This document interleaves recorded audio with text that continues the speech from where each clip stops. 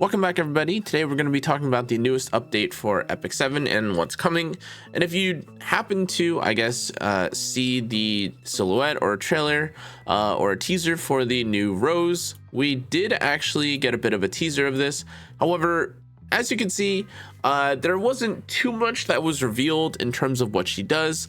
All that we know right now is that she is of course, a soul weaver or a light soul weaver who is also a 4-star. Just some initial thoughts about this. Again, she looks to be interesting, obviously in terms of design, but we have no idea what she does kit wise. I do want to make a special mention, of course, however, that we did just recently get Mercedes, or Lady of the Scales Mercedes, who's also a light soul weaver. So it feels a little bit funny or weird that we obviously have another one so soon.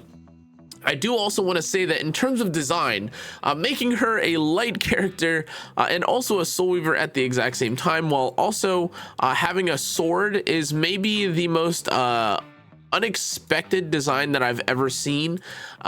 This is almost about as unexpected, in my opinion, as when they made Teiyu a water unit, just because, again, you know, I kind of expected her to be light, or sorry, rather dark, and maybe more DPS based, maybe either a thief or a warrior. In any case, though, random discussion aside, let's actually break down everything from the patch and everything you can expect coming soon, and more specifically on September 11th. Now, the first thing that we have been kind of previewed, or we've kind of been we've already known, but is going to be added soon, is the Otherworld breach. This is a new fight that allows us to farm the 2 new sets in the game. The 2 new sets are pretty crazy, honestly. The first set that we're looking at is reversal, and this is a 4-piece effect that increases your speed. However, if you revive through whatever means, you increase your combat readiness push by 50%. Now, there are plenty of characters, honestly, that want this or that may be able to use this. I can already think of characters maybe like Mercedes, or well, Fire Mercedes, maybe not the most insane pairing for this specifically, but definitely if you're trying to guarantee your turn on characters like Arbiter Vildred, if you're afraid of, you know, dealing with something like Politis or Abyssal Euphine, if you're also planning on, I guess, using any holy sacrifice character, this might also be pretty good. But just in general, 50% combat readiness push is definitely not like nothing to scoff at. But that's not even the only insane set, as honestly the riposte set is also pretty crazy too. Now, for those of you unaware, this set basically I don't want to say power creeps because that's not really what it is, but it definitely does offer an insane or much higher chance to counterattack. And if you are able to evade, which again certain characters are able to, and if you are playing especially with characters like Setsuka, who have recently been introduced, this is actually pretty huge. Now, of course, counterattacks are not infallible, and of course there are obvious flaws or weaknesses to countering.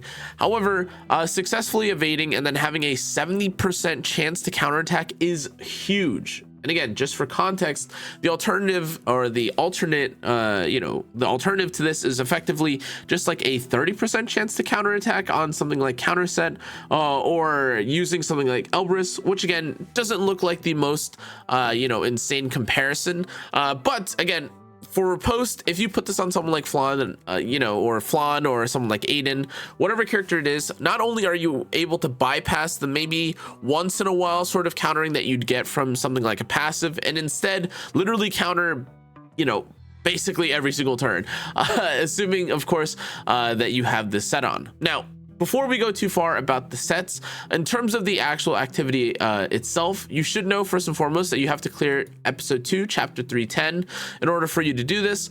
Now, in terms of this as well, from what we have been told from the preview and from the video itself, this is a mode that, or this is an activity that has 3 modes. The most important thing to know about this, though, is that it is very expensive in order to do this activity. And now, while you might be concerned or confused as to why it is so expensive, do understand that the idea behind this content is that by making the content more expensive, they aren't just making it more expensive and like limiting or locking your drops. They're increasing the amount of rewards that you would have gotten while also making it expensive at the same time.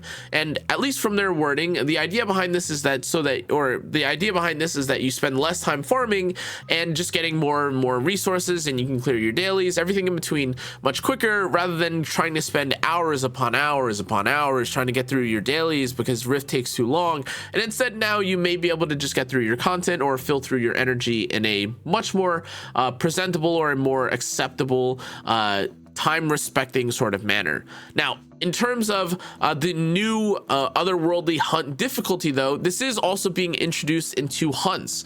This is where the new hell or below hell hunt act or difficulty will be added. And again, similar to what was shown from the remnant of hubris, this will be a 160 energy spectral or 3 spectral core sort of exchange daily. Now, to be clear though, this will not count towards your daily reputation, which again might be a bit more annoying. However, just in general, if you are able to if you are able to get through the rest of your energy through some other means, this isn't necessarily something that I think would affect or make your daily activity completion that much worse. I am actually a bit puzzled because I swear they had initially said that it would count towards this. If it doesn't, again, I don't think this is still that big of an issue, because in most cases I don't think filling out the daily reputation is the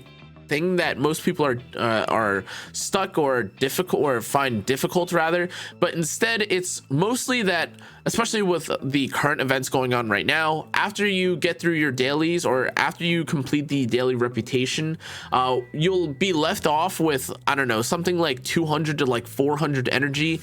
And although it isn't necessarily the most difficult thing to spend energy wise, especially if you've already gone through your repeat battling, it does kind of feel annoying to go through your energy. And honestly, I'm sure this is something that's supposed to be more geared towards something like the 2x events, or just in general if you feel like you want to continue farming.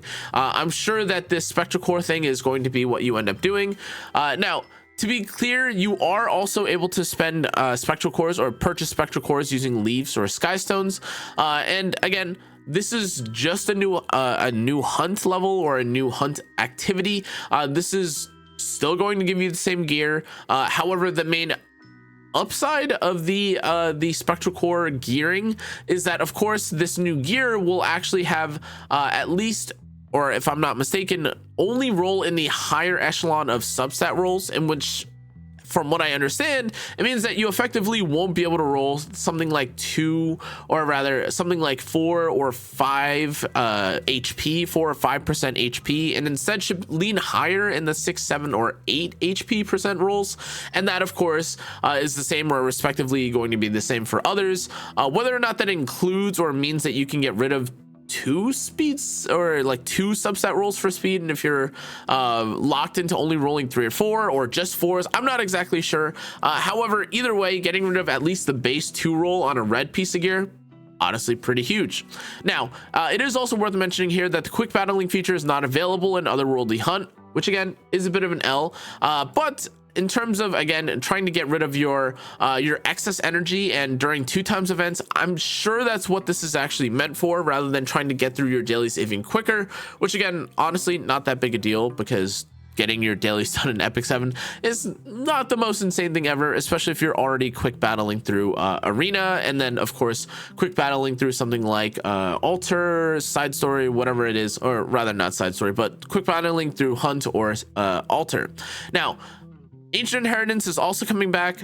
Honestly, it is what it is. The rewards are always fine. They rarely change, but it is free gear. However, I will say with the newest, or with the new hunt coming out, I'm not exactly sure how relevant certain gear is going to be. Not to say that Ancient Inheritance gear is bad or anything like that, but you may find yourself more attracted to, or finding yourself trying to farm out the otherworldly hunt gear more frequently, unless of course the gear ends up being a bit more weird. But I can't imagine that's actually the case, and I think most people are probably just going to be spamming either Banshee Hunt with Otherworldly or the Otherworldly difficulty, or Wyvern Hunt with the Otherworldly difficulty. In any case, it is what it is. Now, in terms of the upcoming banners, you should know that Tenebria is coming back, which might be nice for those of you that have Witch of the Mirror Tenebria. Honestly, not that insane. I don't think most people even pull for dupes like that anymore, but it is what it is, in case you're curious. And then they're also finally introducing the warfare rules for World Arena. These are actually pretty game changing for anyone that's going to be playing RTA. And if you take a look at the warfare rules, this is not something to scoff at. If you roll any of these cards, there is going to be like a significant change in how you play your match out. Like if you end up fighting against, or if you end up like having to deal with resistance where everyone has 100% effect resistance, well, a lot of you Litica players are probably going to either have to fight against Bellion and instantly lose, or you're gonna have to fight against something like you know, an ML Arya, and you'll also lose. So in any case, some of these warfare rules are pretty interesting. Of course, like you can increase burn and bleed damage, which, I don't know, maybe this is something where you will actually be able to use something like the Silverblade Araminta and the Litica to your advantage. However, in some cases, you know, some people that are playing characters like Strays, or maybe using characters like Teiyu or Watcher Shuri, whatever it is, may find that the defense rule kind of blocks out or prevents them from playing in certain ways. Overall, though, the different rules I think are interesting.